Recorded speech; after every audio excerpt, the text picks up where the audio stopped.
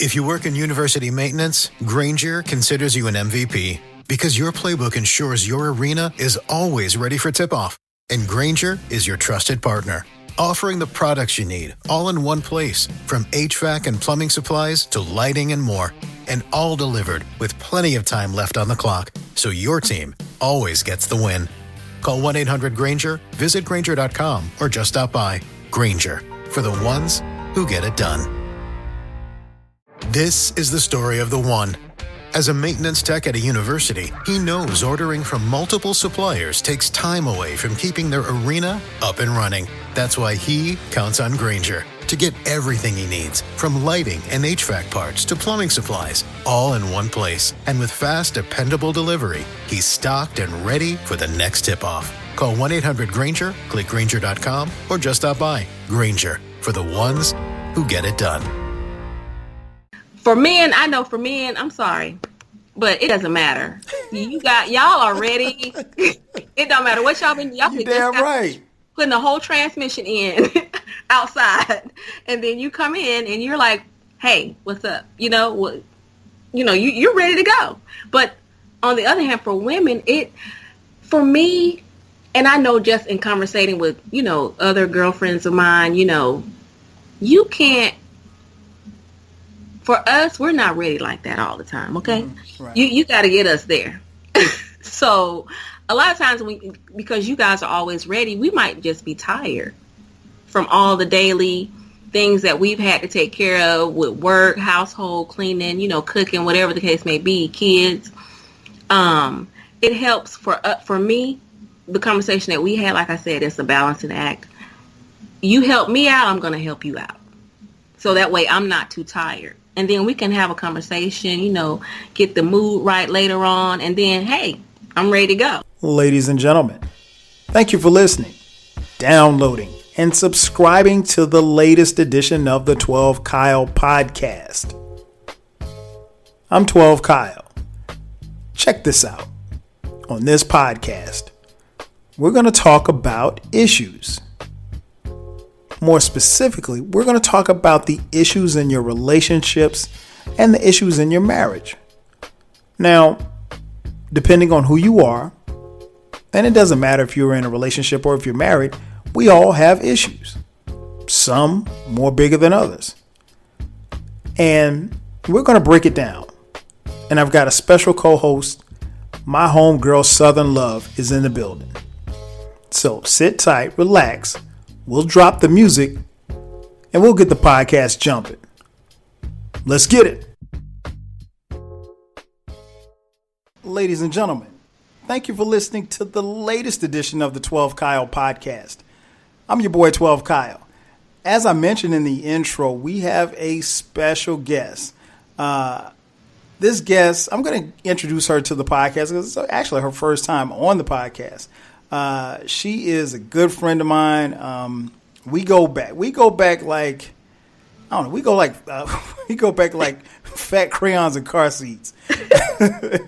She is a businesswoman. She's married. She's a wife. She is a future author. Ladies and gentlemen, boys and girls, welcoming into the 12 Kyle podcast for the first time, my homegirl Southern Love. What's up? Hey, what's going on? Glad to have. I mean, it took us a minute to get here. I know. I'm so busy sometimes. It's all good. I was just going through the notes and I was like, we started talking about doing this podcast back in September. And at the time of this recording, and at the time of this recording is January. So holidays happen. My thing is that you don't force creativity. You get it done when you get it done. But anyway, I'm glad to have you on. Thank you for having me. Oh, no problem at all. So what we're talking about, as you see the title of this episode is "We've Got Issues." So we're gonna talk about just some of the issues that some of you may have faced or are facing in relationships and in marriages and things of that nature. I'll be the first to admit that we're not experts. Let me just put that out there first and foremost. Now, both, me and my homegirl Southern Love here, we are both, at the time of this recording, we will both be celebrating 20 years of marriage this year, which is a miracle in and of itself. So, yeah, and a blessing, Yeah, yeah. So what we want to do is just kind of, we're going to talk and chop it up, and we want to kind of give you all some insight and some info as to, how to. I'm not going to say we're going to tell you how to make it because we're still trying to figure it out. but every day. But what we're going to do is just kind of talk and like I said, our answers and some of the questions and stuff that we'll have back and forth will give you some insight as to how and where and why we do some of the things we do, both as women and as men. So one of my boys, he told me, I told him months ago that I was going to do this podcast, and when we started talking about the podcast, and so he sent me a question, and I've managed to keep this question over this period of time. Oh wow! So the first question I have, he says, I hate it when my wife asks me for my opinion, like for example, on a dress or an outfit, then goes and wears the opposite of my recommendation. Why did you ask for my opinion? Southern Love, please explain. Because I'm confused as well. I'm assuming you have this issue as well. Hell yeah. Okay, so from a woman's perspective, we ask, basically just to see, hey, is my husband going to be into this, or my significant other going to like, what I picked out?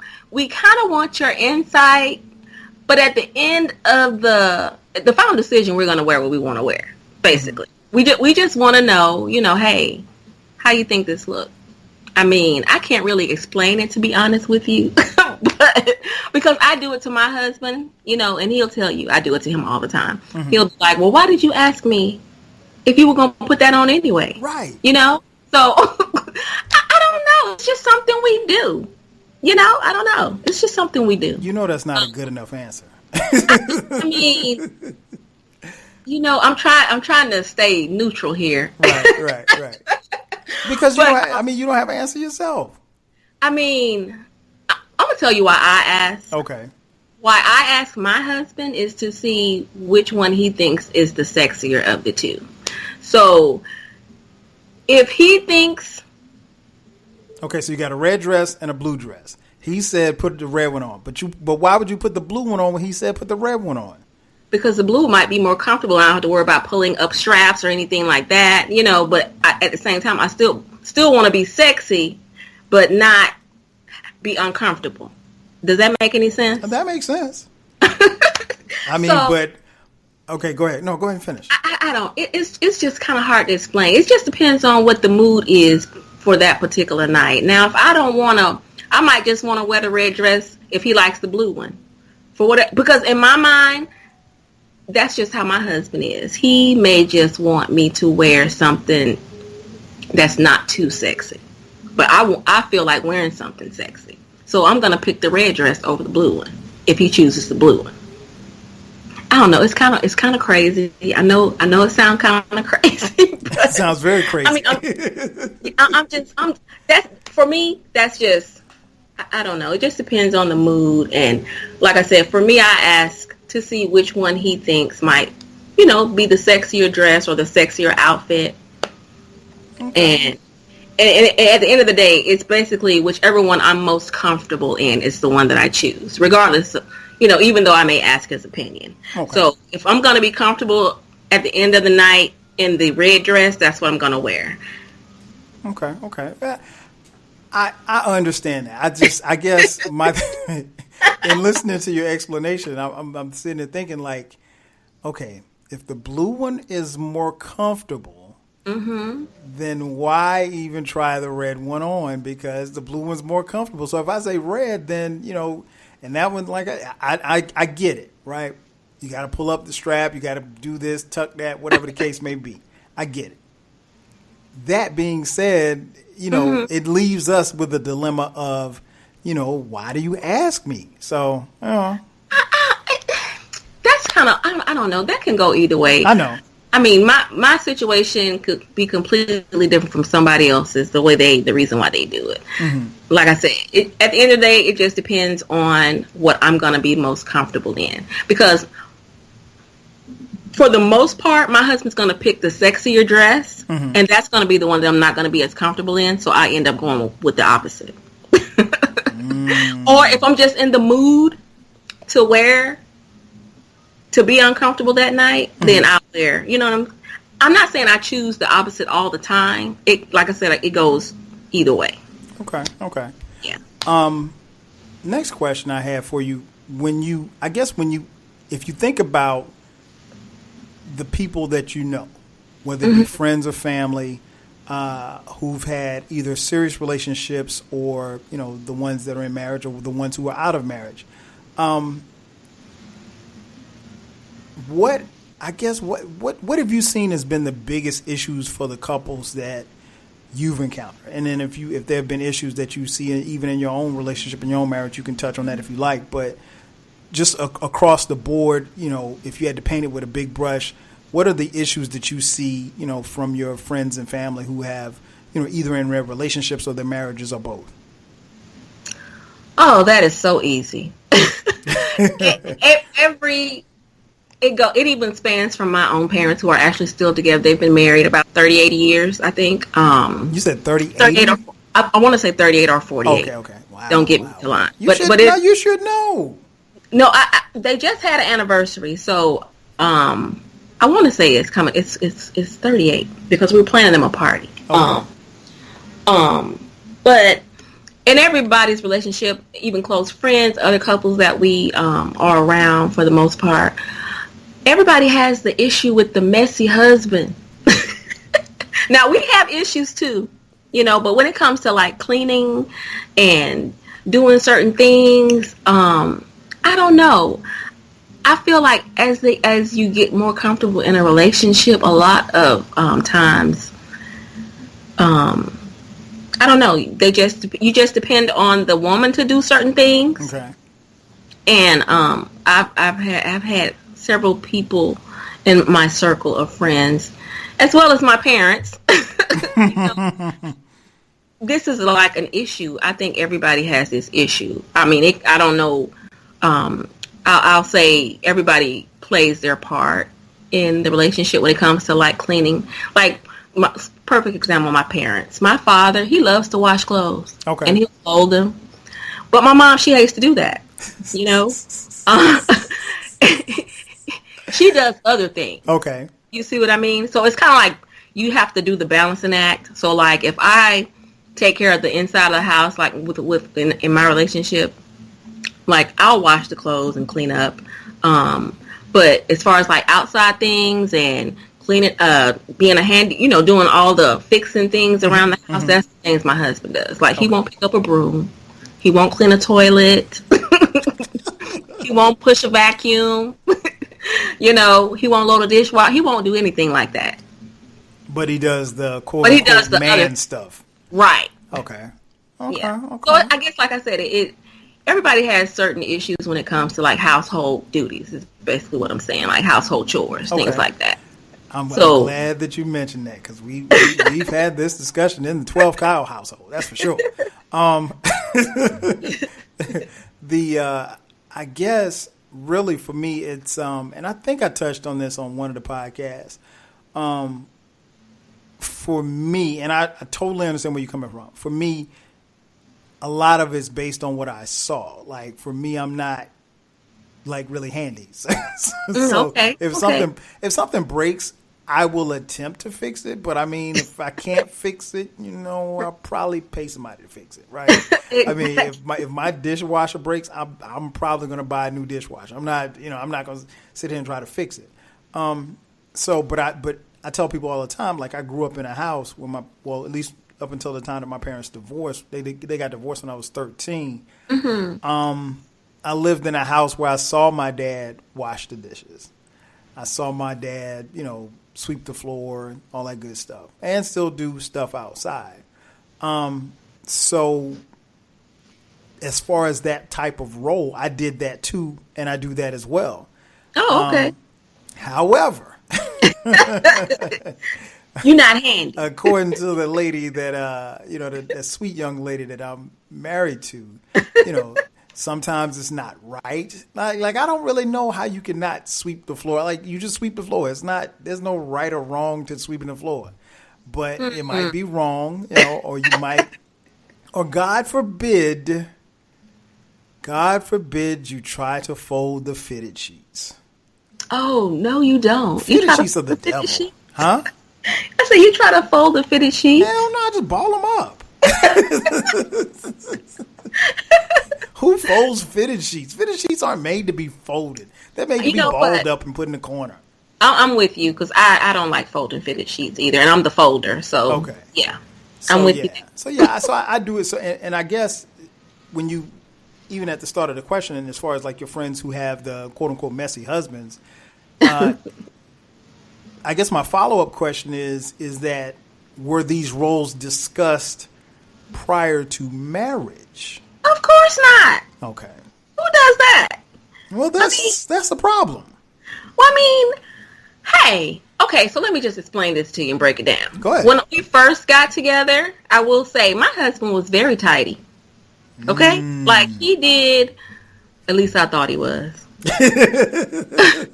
I mean, he still would like clean and wash dishes and vacuum. This was even after we had our son, like, but as he got older, the less and less he did around the house. So I'm trying to say I'm thinking to myself, like, well, wait a minute, what happened? When did this happen? And I think what happened was, because I don't know if you remember, I used to travel a lot. Yep. So I started having someone come to our home to actually clean while so I wouldn't have to do it when I got here because I would be tired. Right. So I think that also didn't help the situation because, like I said, the older he's gotten, the less he's done. And so I think that also started it too, by me having someone come here because he, and my daughter, of course my daughter does stuff and the kids with you, but my son, like I said, he's out and he's gone. So a lot of things he used to do, he's not here to do because he's in college. And then my daughter, she's at that age where she's in a lot of activities at school and stuff. And then she has the homework these kids have nowadays. I'm pretty sure Oh, no question. It's like foreign language. Right.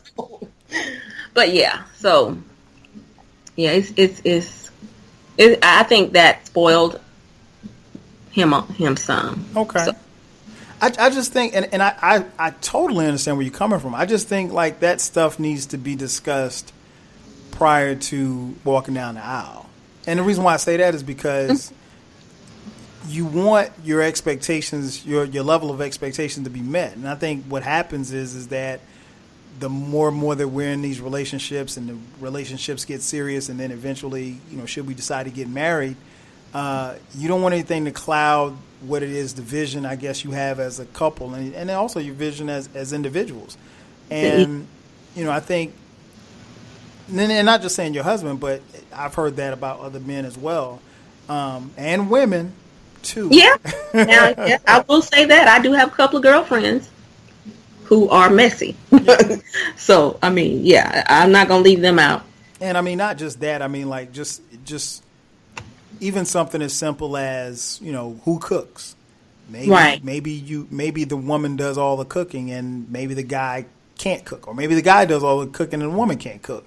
But just kind of, not only actively participating in your roles, but, filling out the role. And then when you're coming up short in your role, that's when, got to sit down and have that talk, That conversation. Yeah. So, yeah, I get it. I get it. One word you mentioned a little earlier, you talked about balance. How important is balance in a relationship or in a marriage?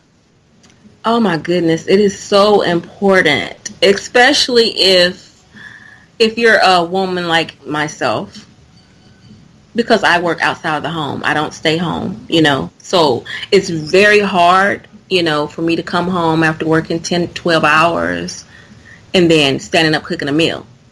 But everybody's got to eat. Right. And see, that's the thing that you just mentioned. My husband does not cook. Oh, you got to get in there and cook, bro. He does not cook. And when I come in, he will look at me and be like, "Hey, what we eating?" or either he'll be like sometimes he will. Now I will say, he will ask me, sometimes, not all the time, but for the most part, he'll ask, "Hey, you want me to grab something? Mm-hmm. Eating? Are we gonna order in? I know you didn't. I noticed you didn't put anything on before you left or take anything out." And a lot of times, I kid you not, I don't cook, but maybe like once or twice a week because I work. So you got to have balance. Like if I'm working all day and you beat me home, hey, pick something up before I get. That way we all got something to eat, But yeah, you got to have balance because it's like you got to have teamwork. Oh, no question. Because that's ultimately what it is. It's a team. It's a team, and I tell people all the time, like my wife is the quarterback. And I put everything in sports terms. I'm the wide receiver, but at the same time, the quarterback and the wide receiver have to be on the same page. Right. And so, like, now I cook and I cook well. So it's just really, if I get home before she does, yeah, I'm cooking. Or if she gets home before I do, I still might cook. It just depends. But more often than not, because now her only gripe is that I cook slow. My thing is, care if you cooked and oh my goodness, as long as I don't have to do it, I would not care how long it took you. I'd be like, "Ooh, thank you." Yeah, my thing is like you never go to your restaurants and say, "Hey man, why is it?" You go to a certain restaurant, that it's gonna take them about 25, maybe 30 minutes to get your food out. So, hey, that's what you pay for. You pay for that. You pay for the ambiance, and so I'm going to satisfy your palate once you sit down and eat what I'm cooking. Can I whip up a meal as quick as she does? No, I can't. But, again, you don't rush to cook. It's the effort. Like, and that's what I say too sometimes. Like, I have a lot of my friends, we end up having conversations, and it goes back to that 80-20. You know what I mean? Like, you might not get that 20 that you really want. You know what I mean? But so why is it 80-20? I'm saying that's the rule that a lot of people come up with. Okay. For me, it's like we gonna do this together. Okay, it's a 100-100. if that make any sense. No, that makes total sense. So, but I say that to say that some people always say that they're missing that other 20%. Gotcha. And so that's where what I'm saying, like, as far as the cooking and stuff like that falls into that category, may fall into that category. But hey, they make it up because, like, for instance, with my husband, he does things around the house. He'll fix anything. He can put a TV on the wall. He can work on the cars. He can, he does the yard. He does all that type of stuff. And if anything tears up around here, he fixes it. Like, he doesn't call anybody to do it. He figures it out. And that's that 80%. You know what I mean? So, now I will admit, like, when I was coming up, of course I grew up in South Carolina, so we always, we were in the yard doing stuff. I just don't have the time to be in the yard. Yeah. And it's like 1,000 degrees outside, so I pay somebody to cut the grass. It is what it is. What do you want me to say? So I get it. Well, you know what? I noticed too, as you get older, you don't want to do that either. Like, no. And especially but you got boys, you got hefty boys, I'm sure. Yeah, but you know what? And I kind of feel like, to some degree, like my late Uncle Ronnie is looking down on me from heaven, like laughing but scolding me at the same time. Like, man, you need to get your ass out there and cut that grass. But it's just, and I think, and I also kind of think about that sometimes as a father, like, okay, am I setting them up because, like, they don't know how to cut grass, they don't know how to rake the yard, that type of stuff that we did, but, we didn't really have much of a choice. You wasn't, there wasn't no such thing as paying somebody in 1991 to come cut your grass. At least not where I was from. No, not me neither. Oh, you might have the kids in the neighborhood come around. Yeah, maybe.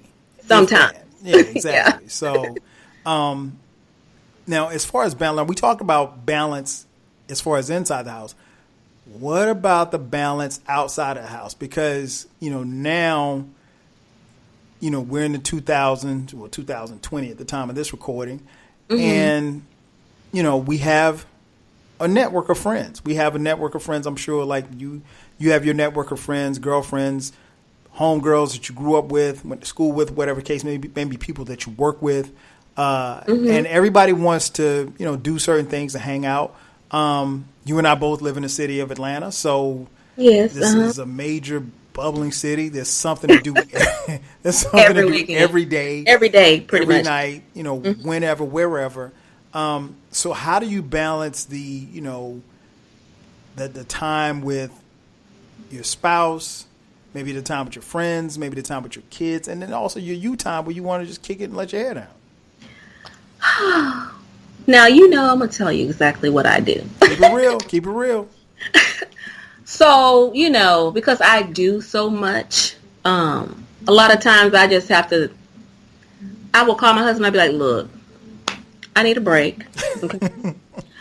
I'm not going to be home. I'm going to get me a room.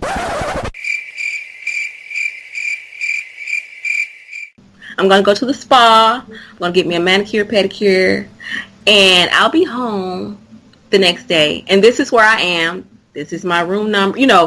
I'll tell him where I'm at, of course. But, yeah, that's what I do because I need to get away.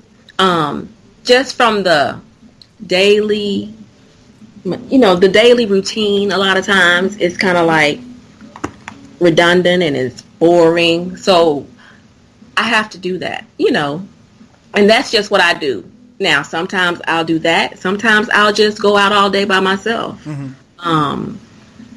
Whether it's window shopping, hanging out, going to brunch or something with maybe one or two of my girlfriends. Because my circle is not that big. Okay. I keep it kind of small. And, those are just some of the things that I do for myself to unwind. But, he and I do have date nights once or twice a week to connect with each other and, see how everything's going with work and stuff like that. And, and some weeks we don't. Mm-hmm. We're not able to connect, because we're both so busy, or a lot of stuff might be going on as far as like within, the house with my daughter, because she may have some after school activities that she has to meet, because she does cheerleading. So she's constantly, they have games and away things that they have to participate in. So, but those are just some of the things we do. And we do interact with other, married couples. We might have them over, do like dinner or something like that, or maybe go out. So I would say we've gotten better, because at one point we weren't doing any of that, because we were so caught up in, just everyday life and living and that's not good, especially for any relationship, because you gotta have, you have to connect. Oh, no question. No question. I agree totally. I think that's important. What you just said is very important. Dating, that is very important, particularly in a marriage, because you have to date, because you have to kind of. Dating to me, I think, is, and I equate everything to sports. It's like working on your fundamentals, like your jump shot. Like a basketball player can't. He's not going to stop shooting jumpers. When he's going to shoot jumpers at practice. He's going to shoot jumpers after practice. He's going to shoot jumpers in the game. So, you have to kind of sharpen your tools. So it's. I think that's important. We try to do that. At least every other week. Because a lot of times, we had to kind of sit down and kind of define, because you might think, okay, well, we're spending time, but we're really not spending time. We're spending time with the kids. And that's what you're supposed to do. Right. But the time with the kids and the time as a couple are two different times. Right. Us riding in the car going to dinner. Yeah, we all went to dinner, but we all went together. You know what I'm saying?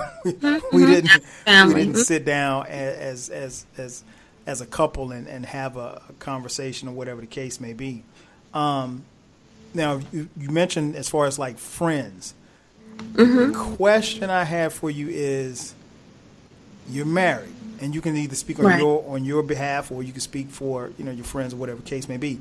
The married friend, the married person hanging with the single friend, is that cool? Not cool? Or how do you play that as you laugh?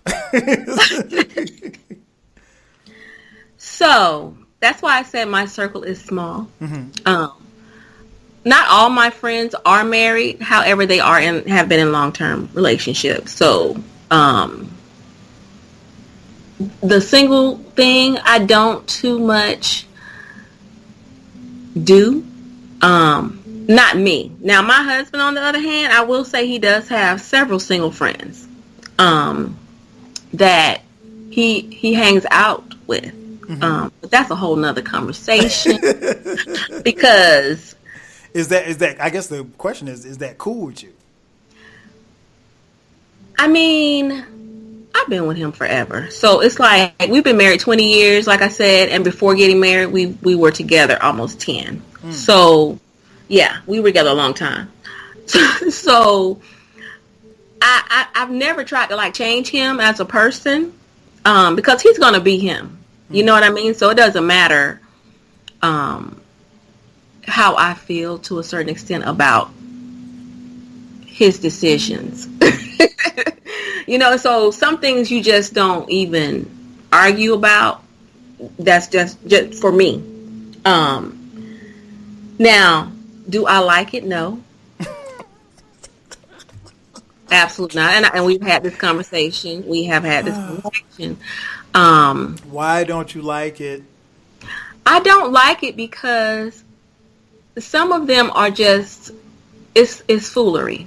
It's just foolery. Like some of the things that they do. Okay. Like, let me stop you right there.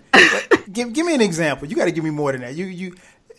What does he have friends who drink beer and smash beer bottles on top of their head? Does he have friends that go into bars and pick fights?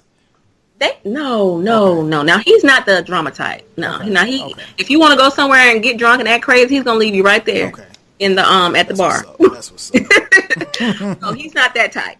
What I mean by that is being around single men. You know what single men do because you were one at one point in time.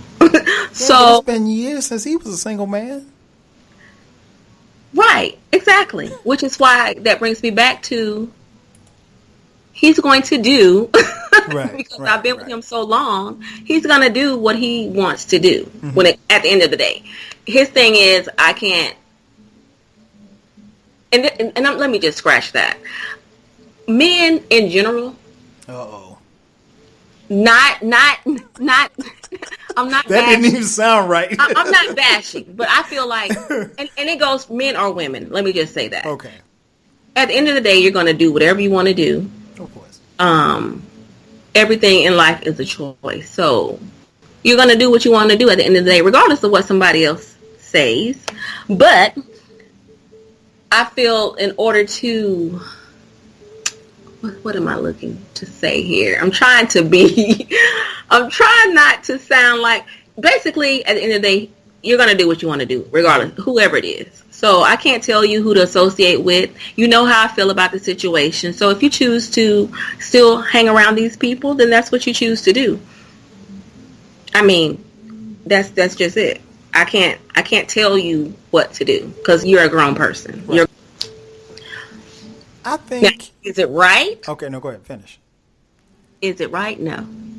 Because I feel like you should respect that, hey, I'm telling you, hey, this person is not, you really don't need to be hanging. Because I feel like single people do what single people do. Not to say they're going to influence you, but at the end of the day, hey, you know what I'm trying to say. I know what you're trying to say, and I don't like what you're trying to say. And the reason why I say that is because I think ultimately we all make our own decisions, right? Right. Mm-hmm. And, whether or not he's hanging out with two married guys or two single guys, like I can think of, two of my best friends. These are my partners from college. Both are single and they live here in Atlanta. Uh-huh. So, and we hang. So,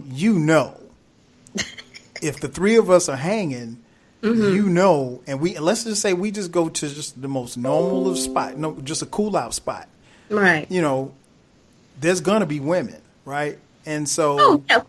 Mm-hmm. and so it doesn't. I mean, and Atlanta might be an anomaly, but for this example, I'm going to use Atlanta because this is where we live. But you being a man being in Atlanta, not running into a beautiful woman is like falling out of a boat, not getting wet, right? It's not going to happen. I agree. It's not going to happen. So if I'm with my boys, they know I'm married, and anybody else knows that I'm married. So they, if a woman sees me, it's very easy to tell that I'm married because there's a wedding ring on my finger. Right. That being said, I don't think if I were to get into trouble, I don't think my single friends could get me in any more trouble than my married friends would. And it's because I have to make the decision to, to get into trouble myself.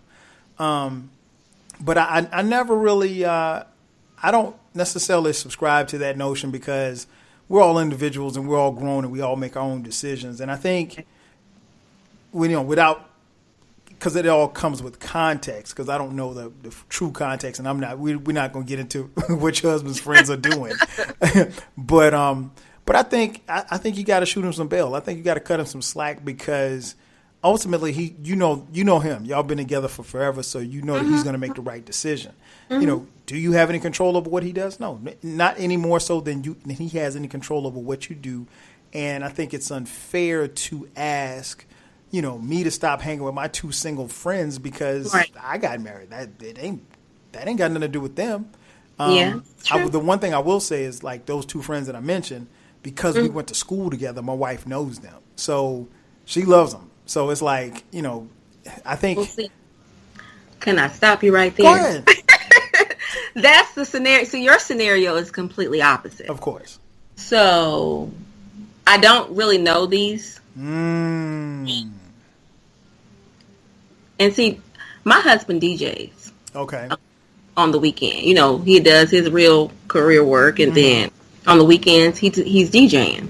So, of course, he runs into different people. He meets a lot of different people. So that scenario that you just gave is completely different. Gotcha. So, yeah, I left some stuff out. And the DJ scene is, late nights and parties, and everybody loves the DJ. Okay. Yeah. Okay. I get it. It's, I think it goes back to what we were talking about. It's a balancing act. You have to kind of figure out, what to do, what not to do. Right. But, ultimately it comes down to trust. One other question I have for you, like, as I mentioned at the intro, like we have both, this year we'll both be celebrating 20 years of marriage. I know, right? What is something that you know now about marriage that you didn't know then?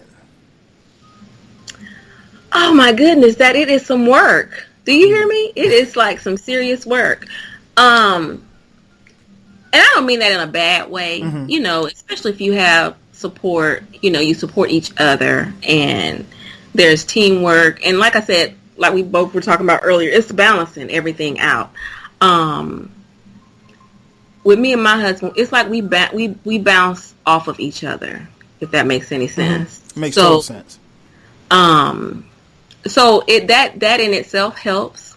And I've learned that, like I said, it's work, and you really have to be in it. That's what I have learned. You really have to be in it to, and fight for basically your marriage, or to be it's just the everyday work in progress is all I'm gonna say. Because like I said, I'm not an expert. I just have experience. Hey, that's That is a great way to put it. I'm not an expert. I just have experience. Yeah. And I know what not to say, how to say it, how to get what I need to get at that moment. It's just like I said, it's a balancing act, and you got to support each other. And the most important thing to me is having somebody that is going to work with you as a team. Like, you got to be, it's teamwork. Oh, no question. No question. I agree. I think that's probably been one of the biggest things that I've learned in this journey that I've had, too, is that, it is hard work. But the work is rewarding. But to be honest, anything that you want in life is going to be hard work. Like, you shouldn't want anything, given to you. Right. Nothing's going to come easy. And it's like, there's no handbook for this. No. There's no handbook. It's a lot of, on the job training. A lot of sacrificing. A lot of give and take situations. Take and take. Take and take. Yeah. Give and give and give. And, it's but it's worth it if you want if this is something that you both want. Right.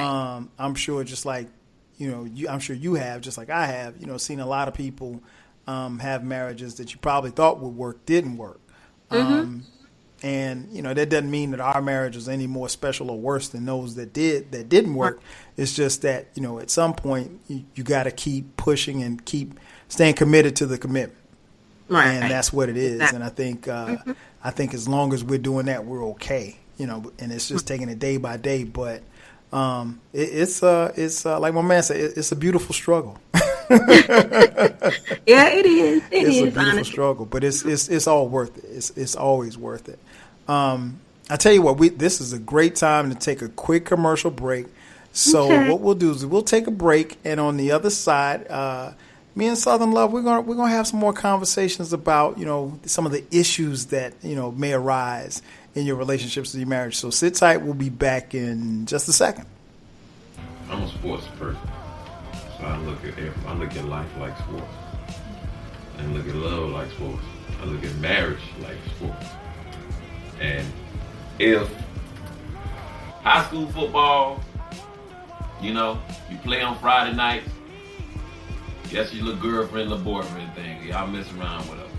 But then you have some cats that graduate to Saturday football, college football. Stakes is a little higher. Is that the third? Get to the pros and get to the pros. It's only a few cats that get to the pros, because pros involve money. It involves contracts. It involves lifelong commitment. It involves drastic change. It involves going to the film room. Look, this is what you're doing right here. This is what you got to fix. Yeah, this is where you fucked up. This is where you're at right here. And sometimes you can take somebody to the film room over and over, and they just don't. Coach, I just can't make that block. Coach, I just can't make that block, Coach. I just can't make that block, Coach. But if you have to decide whether you gonna keep that player or you gonna let that player go. Because the thing is, that player, that they might be great in every other aspect of the game. They can run, they can pass, they can catch. But Coach, I just can't make that block. Coach, I just can't make that block. So you have to decide, is it worth me to cut this player because of this one thing that they fuck up on, and get the one player who can make the block, but this nigga might have a substance abuse problem. You know what I mean? Like it's just a lot to weigh in. You know what I mean? It's a lot. It's a lot to weigh in. Now in that pro football, there's only a few that make the Hall of Fame. And just like that, we are back. Once again, it's your boy, 12 Kyle. This is the 12 Kyle podcast. And got my homegirl Southern Love in the building. And we're talking about, just some of the issues that we have. We've got issues. As we were talking a little earlier, and you mentioned kids. So let's go there. Kids are definitely a game changer. How have you seen how kids have, and maybe not even maybe with your marriage, but have you seen anybody have issues with, not with the kids, but when the kids come into the relationships, in the marriage, the distances between the husband and the wife? Oh yes, I have several friends who who had those situations arise, and especially if it's your first. A girlfriend of mine had a conversation with me, and for the longest time, it was just her and her husband, and then for whatever reason, he felt once the baby came, she wasn't giving him the type of attention that he was getting, used to having, and he began to feel some type of way. Mm-hmm. So I mean, I don't know. I guess it's just. I think it was more so, it was the newness of it, mm-hmm. and him not being, well, neither of them being, used to having a whole nother person that they had to take care of. They couldn't, do the things that they wanted to do, especially like get up and just go, when you have a child, it changes everything. So, but it's such a joy to have them. And so they ended up adjusting eventually, but early on in their relationship, early on in their when they first had their daughter, I think she's like 10 now. But that it was a lot for them to adjust to, and they came to us. Not sure why, but they came to us. Because y'all vets in the game, that's why. They came to us, and, we would talk to them. And my husband's cousin was another situation that came up, too. They had 3 at one time, so they have triplets. Ooh. So they were really... Yes! They ended up having triplets. So, it was a lot for them. We were all helped them, but that was a really big adjustment for them because they had 3 small kids at one time. And for the longest, like I said, it was just them, Well, it was just them because she has a daughter that actually from a prior relationship. Okay. But she was older, so she still could go as she wanted. But as soon as and he didn't have any kids at all. So you got to think about that. So she was used to having, but the issue in that situation was supposed to them actually readjusting for her, and him adjusting at all, because he had never been a parent, So I don't know. Kids, like I said, they change a lot of the dynamics of any relationship, but hey, you just gotta roll with it, go with it. And figure it out as you go. You got to make that time, like we were just talking about earlier. You just got to figure it out. It's no book. Nope. It's no book. You just have to figure it out as you go. That is so true. I think, and I was listening to you talk. I just remember like how we did it, and it was interesting for us because we had our oldest son Dion. We had him before we got married. So. Oh, okay, yeah, my son too. Okay, so you already know the time. So he was 1 when we got married, and it was interesting because we had him for 3 years, and then before we had his brother, and Cameron. So you have this young couple, and you're pouring into each other, and you're pouring all of your love into this child, and and it's funny because it's like I remember how we were. We had him in 99. we got married in 2000, and in 2001 we bought our house. And when we bought the house, we bought this big, 4-bedroom house. And I remember my mom saying, she was like, "You don't need all this. It's just him. You don't need all of these bedrooms. And this is a big house." She was like, "You don't need all of that space." I mean, little did we know that we'd fill up the damn house, but with 4 kids. But yeah, it was just, I guess, really the things kind of changed for us too was when we had Cameron, because now there's a second child, right? And so now you have to figure out, okay, well, how are you going to you were pouring all of your love and your time and your efforts into this one child. And for 3 years, it's just him. And now here comes somebody else. Yeah. And so, that's another balancing act that you have to kind of figure out. And then, not lose yourself in your relationship in the children, because one thing I want to, kind of impress upon people is that, particularly when you're married and then you have kids, don't get it twisted. Yeah, so much of what you do is put into your children. Mm-hmm. But at some point, the kids will leave the house. Right. Exactly. And you don't want to be married, 30 years, and then the kids leave, and then, like, you're looking at each other like, I don't like you today. Right. Like, I don't like you. Or who are you? Who raised you?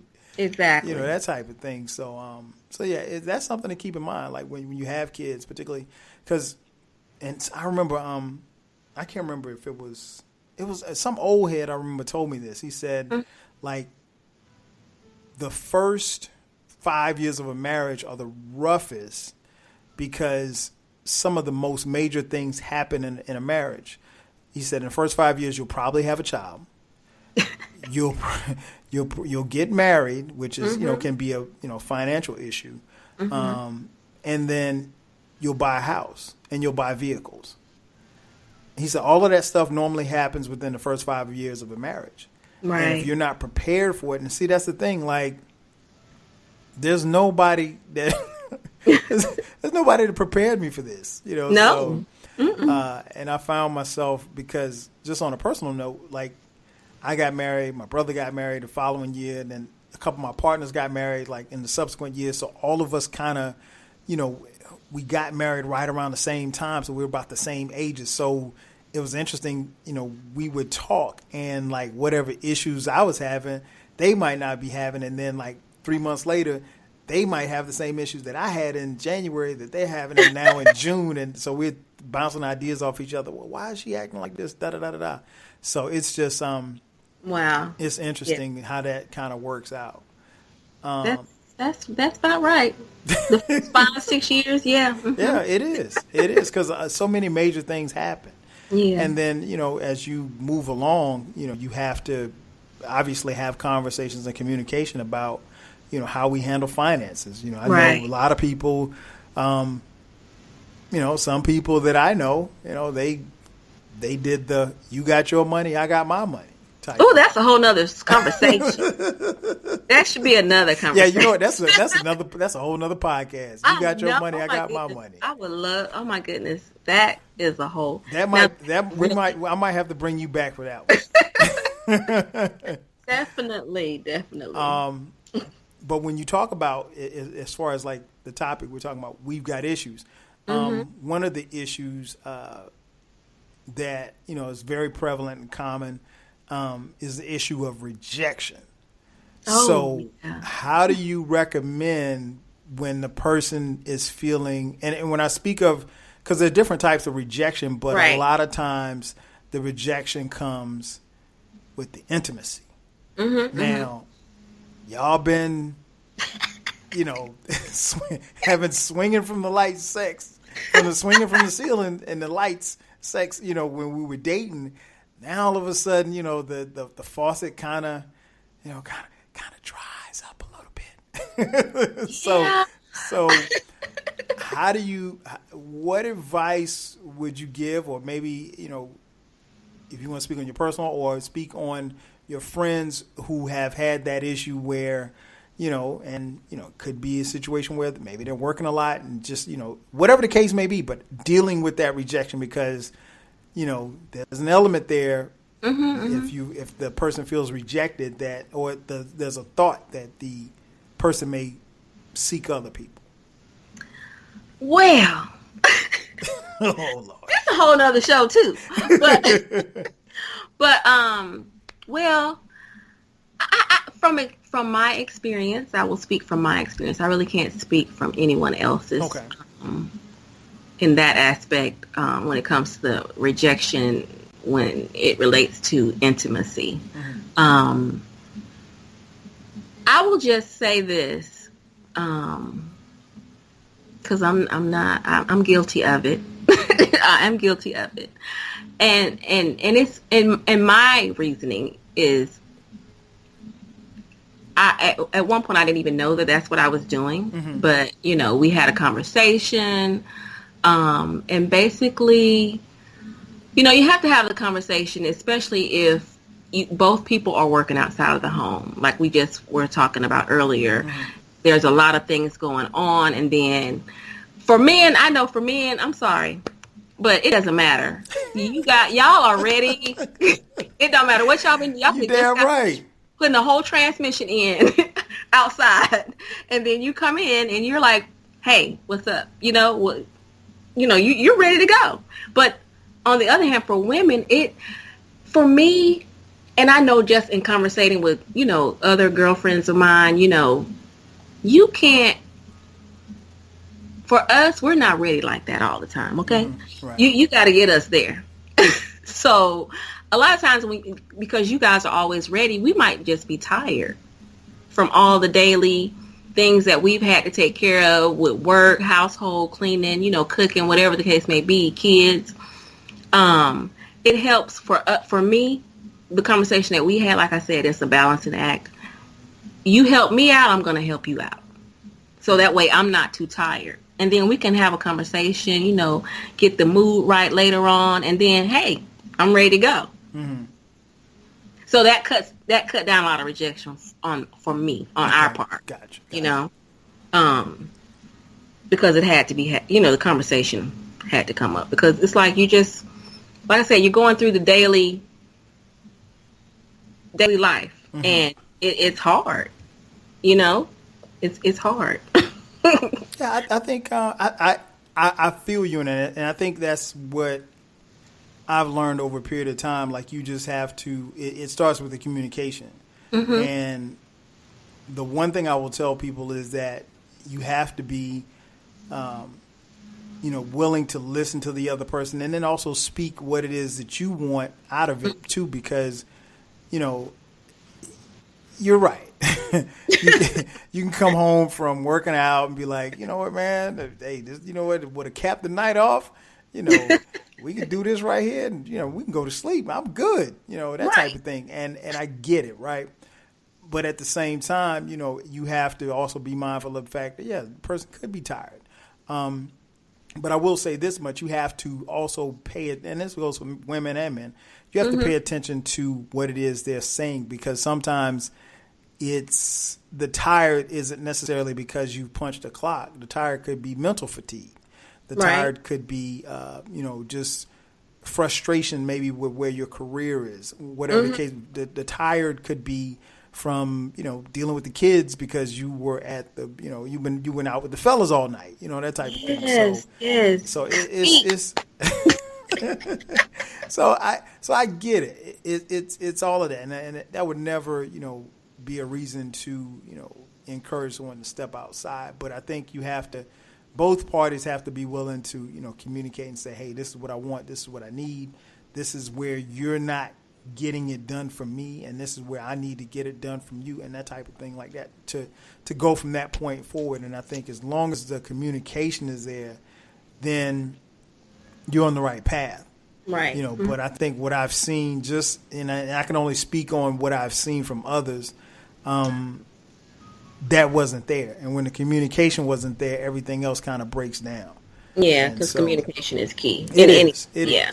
It's, and I mean, it's cliche, but it is so true. And it's like, if you don't have communication, you really don't have anything.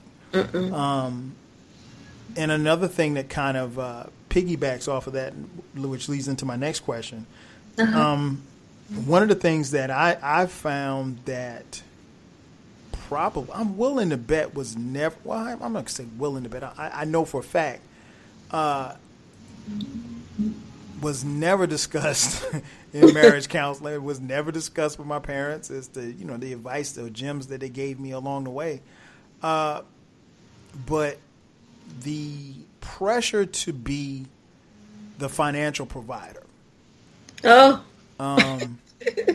Which can happen. And I mean, we came up, and I guess it's a little different from our parents' generation, because in our parents' generation, you could go work for General Motors for 30 years and be on the same job and, make, get incremental, salary increases. And that could be your career. You could have a career at General Motors and whatever the case may be. Times have changed so much. The economy has changed so much. Employment has changed so much that, folks normally you really don't see a lot of people staying on jobs for 10, 15, 20, 30 years. It's just not, by and large, people spend, a couple of years at a job and then they're on to the next one if they're not, and particularly if they're not being promoted or at least on a fast track to be promoted. Right. And, you and I work together and we know how it was when we had to, go on the road, to make money. And so, so talk a little bit about, when you have the issue of being the financial provider, and let's say maybe just the pressure falling on one person because the other person's not working, or maybe they're not making enough to help the family make ends meet. Oh my goodness. What do you want to know? What part? Whatever you want to say. It's very stressful. It's when your finances are not where you want them to be, especially when you're in a relationship, or marriage, it can cause a lot of strain, on the family, on the relationship, just in general, because like you said earlier, you're not where you want to be, as far as like career, or your job. It might just be your job.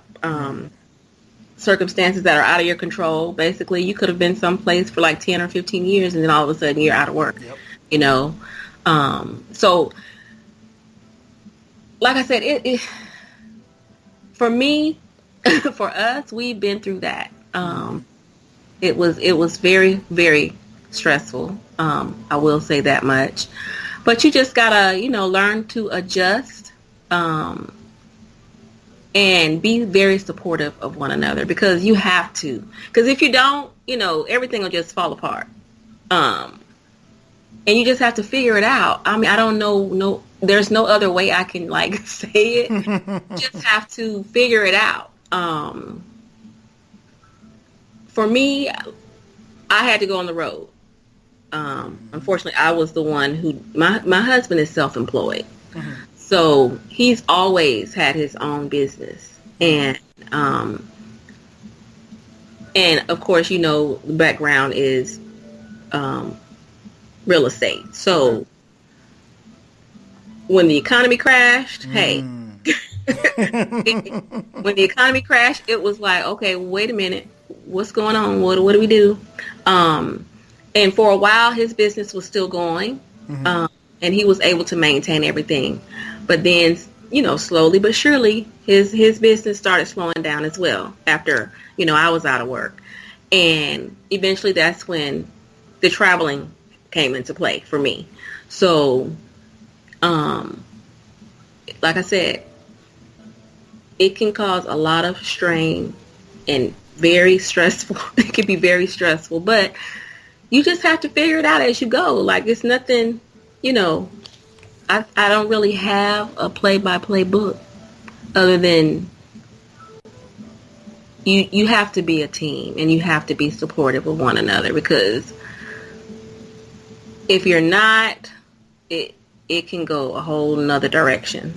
I've seen people, because of finances, seriously, you know what I'm talking about, when money is involved, I've seen couples split up. Oh yeah, no question.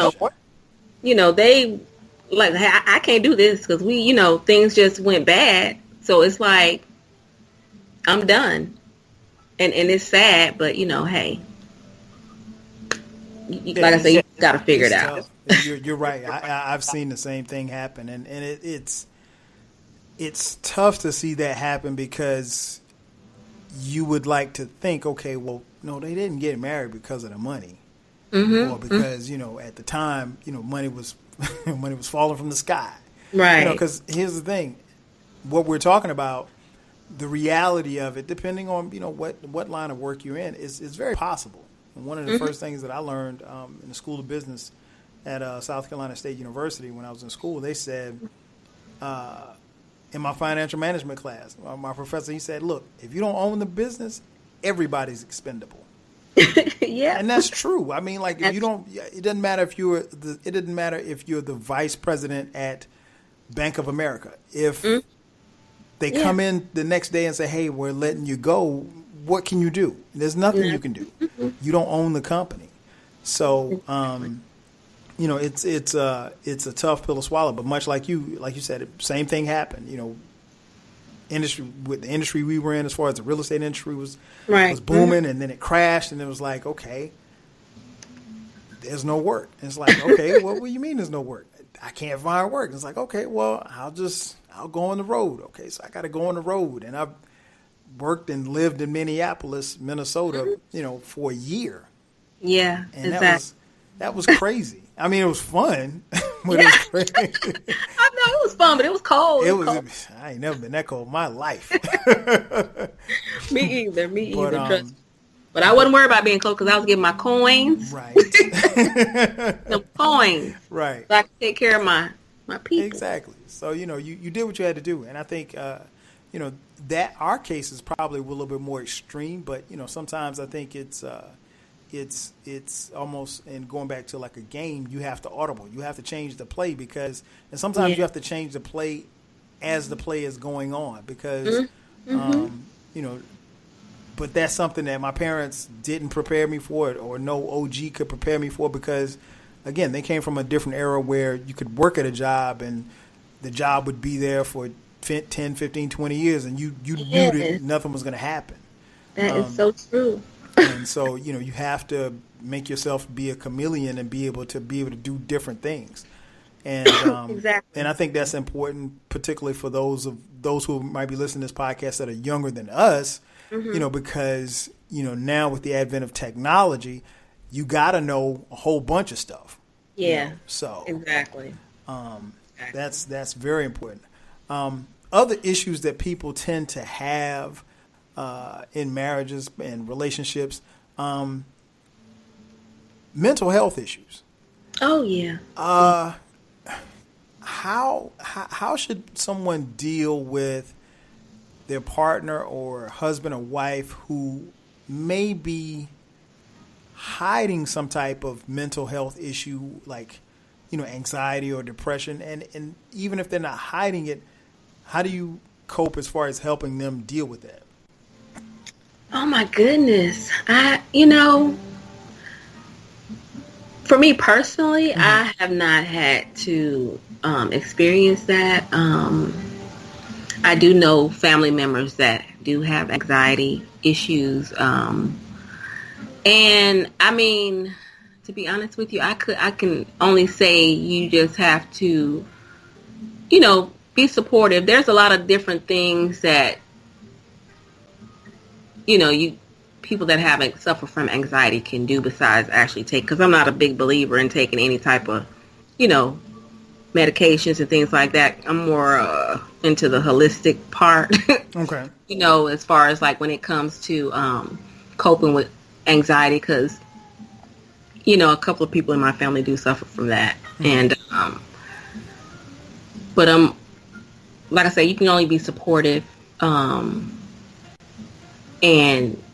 certain things that they can do, that I know for my relative that suffers from it, you know, they do meditation and yoga and things like that. But I can't speak from my own experience because I've never had to, you know, deal with it. I just seen, you know, theirs isn't as extreme as some people's that I've heard of, but you just have to find ways to relieve stress in your life, because anxiety can be brought on from that. It could be work, family, finances, anything. But yeah, for me, like I said, personally, I haven't had to deal with it personally. But I do know that anxiety is real. Because at first I was just like, what is that? It's like, like, is that a real thing that people get? Like, what? But yeah. It's more prevalent now. I think I think really the best thing you can do is if you see that manifesting in someone, your spouse or significant other, whatever the case may be, is to one, acknowledge it, and then as long as they're acknowledging it, help them seek help. And then just be patient with them, because that's not something that is not something that is an easy fix, depending on what it is. And then with anxiety and stuff like that, sometimes you have triggers, and you may or may not have issues. You may or may not have an idea as to what is being triggered. Certain things, certain smells, certain vibes can trigger panic attacks. I mean, like, it just depends. So. Well, you know what I did experience, and I was on one job, and I've never had. Have you ever heard of vertigo? Yeah, vertigo. Well, you know how you have like dizziness, or you get dizzy, and the doctor told me, because I ended up going, and they said it was stress. Now that wasn't anxiety, but they said it's brought on by stress. And the industry. Mm-hmm. But it was with one particular company. I'm not going to say the name of it. And I had never experienced anything like that before. And my blood pressure was elevated. And it was from the stress of that job. Mm. So, yeah, I had to let that go. That job. Basically. But I have experienced that aspect, I guess. I wouldn't say it's anxiety, but I had never experienced that. But they said it's brought on by stress. And I had heard of people having it, but I had never experienced it myself. So, but yeah. Well, don't let them stress you out. That's for certain. Well, hey, when it comes to eating, make sure my finances are in order. Right. And then on top of that, you got to deal with, your employer. Mm-hmm. Yeah, that can be stressful. Yeah, try not to let it get to you, because this one thing I've learned too is that you could drop dead tomorrow, and they'd be cleaning out your desk and posting your job on their website for somebody else to fill it in. So. And that seat will be warm with somebody else. Yep. Yeah, it don't stop. It don't stop. That's for certain. Yeah. One last question before we get out of here. And I'm going to take it to another level. When I was coming up, I probably didn't hear this term until probably till I got to college. But it refers to a verse, and I don't know the verse because I don't know a whole bunch of verses in the Bible, but it refers to people joining together, being equally yoked. Oh, yeah. Mm-hmm. Do you think that in order for a relationship, in order for a marriage to work, that you have to be equally yoked?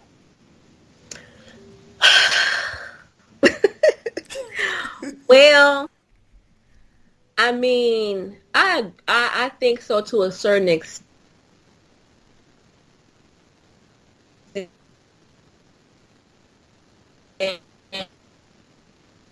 Hello? Hello. I wouldn't say equally yoked per se. Okay, wait. Stop. I would just say that you have to be on the same page with certain things. Like, for instance, how you're going to raise your kids. I'm here. Okay, because you started breaking up and sound like you were going through a tunnel. Okay, so what is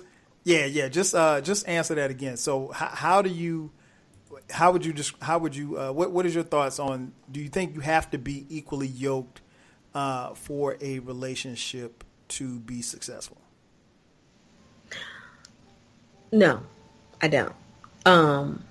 As far as like being equally yoked, like I said, I agree with that to a certain extent, but to me, equally yoked can mean basically you guys are on the same page. And this is just a conversation that needs to be had prior to marriage or along the way, I just feel like being equally yoked, that could mean different, a variety of different things. I don't think that if this person, now if you're a Republican or a Democrat,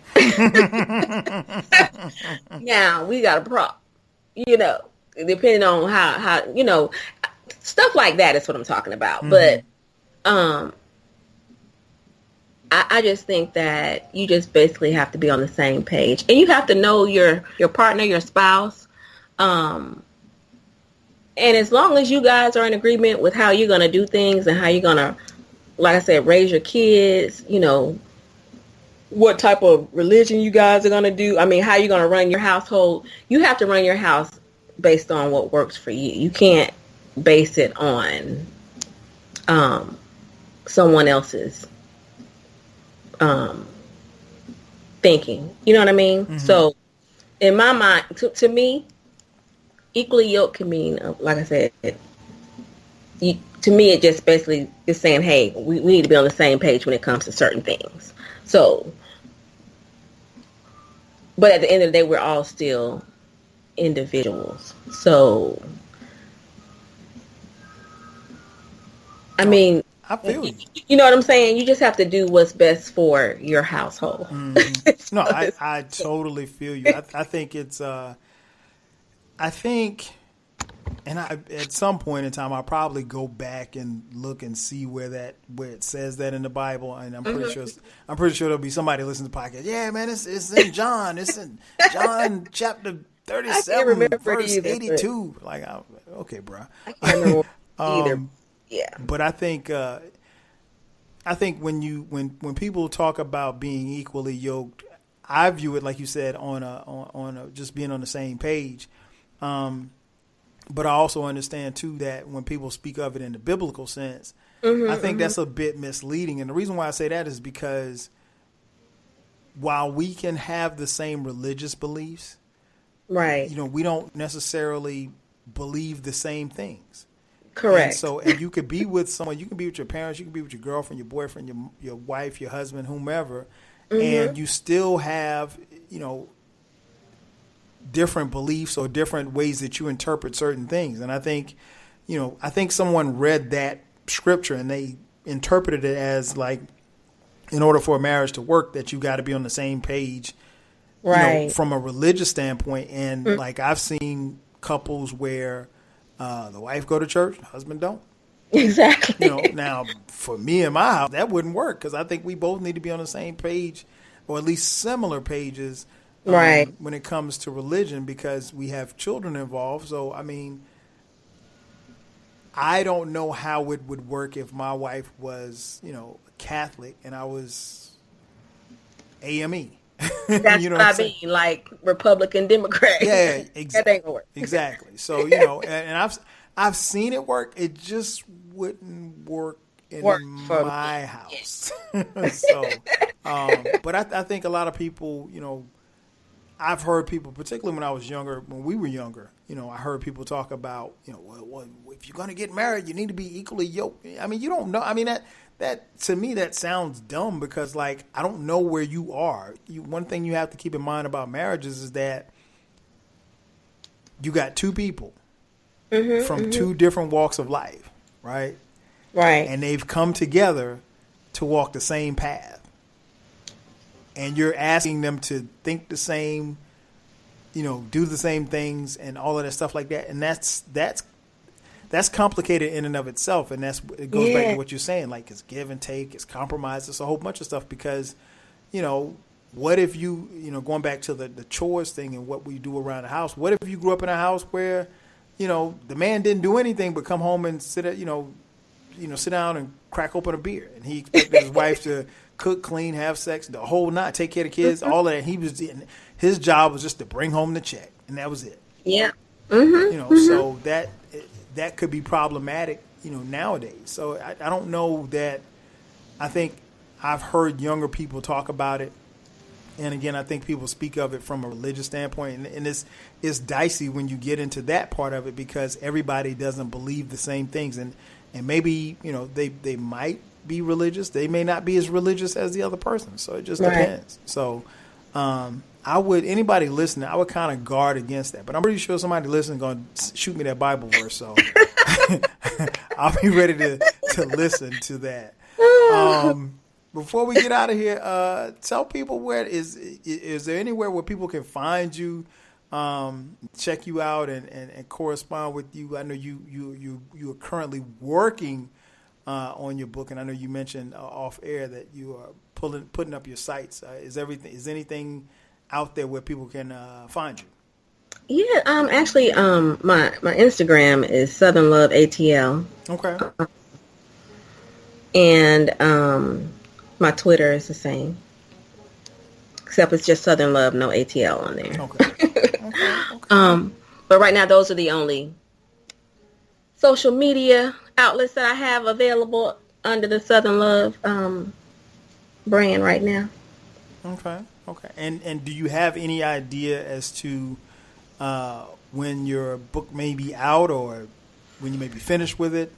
It's going to be late summer, most likely July, August, somewhere in there, because I'm in the midst of finishing up the last 3-4 chapters, and then hopefully get everything squared away by then. Okay.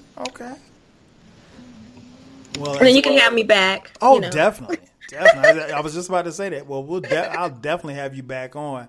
I hope it won't take 3 months for us to get. I know. I'm so sorry. No, trust me, it's all good. Like I said, I treat these podcasts like recording sessions. So you don't rush a recording session. You make it happen whenever it happens. It happens organically. I never push the button on it because I'm constantly making podcasts. So it's not like I had to wait. It's not like this was going to be the only podcast that I did. Right. So I crank them out each week, so it's no big deal. But I wanted to, because one, you asked me about talking about marriage and relationships specifically. So I wanted to make sure that this would be the first one that I talked about, and I wanted to do it with you since you proposed it. Right. But no, we'll definitely have you back on. Maybe we could talk about some of the subjects like money and stuff like that we were talking about definitely. earlier. That is major. So your money, my money. That is major. So yeah, definitely. Well, that's going to do it for us. Ladies and gentlemen, I want to thank each and every one of you for listening to the podcast. You guys know where you can find me. You've been listening this long. If you don't know where you can find me, of course, you can hit me up on Twitter at 12Kyle, the number 12 KYLE. Same on Instagram. The podcast is available on all platforms where podcasts are free. Spotify, Apple Podcasts, SoundCloud, iHeartRadio, and any place else where you can get the podcast for free. So that's going to do it for us. So for my homegirl Southern Love, I'm your boy 12 Kyle. Catch you guys on the next go-round. 5 Gs. If you work in university maintenance, Granger considers you an MVP because your playbook ensures your arena is always ready for tip-off. And Granger is your trusted partner, offering the products you need all in one place, from HVAC and plumbing supplies to lighting and more. And all delivered with plenty of time left on the clock, so your team always gets the win. Call 1-800-GRANGER, visit Granger.com, or just stop by. Granger, for the ones who get it done. Hey, sweetie, your mother showed me this Carvana thing for selling the car. I'm going to give it a try. Wish me luck. Me again. I put in the license plate. It gave me an offer. Unbelievable. Okay, I accepted the offer. They're picking it up Tuesday from the driveway. I haven't even left my chair. It's done. The car's gone. I'm holding a check. Anyway, Carvana, give it a whirl. Love ya. So good, you'll want to leave a voicemail about it. Sell your car today on Carvana. Pickup fees may apply.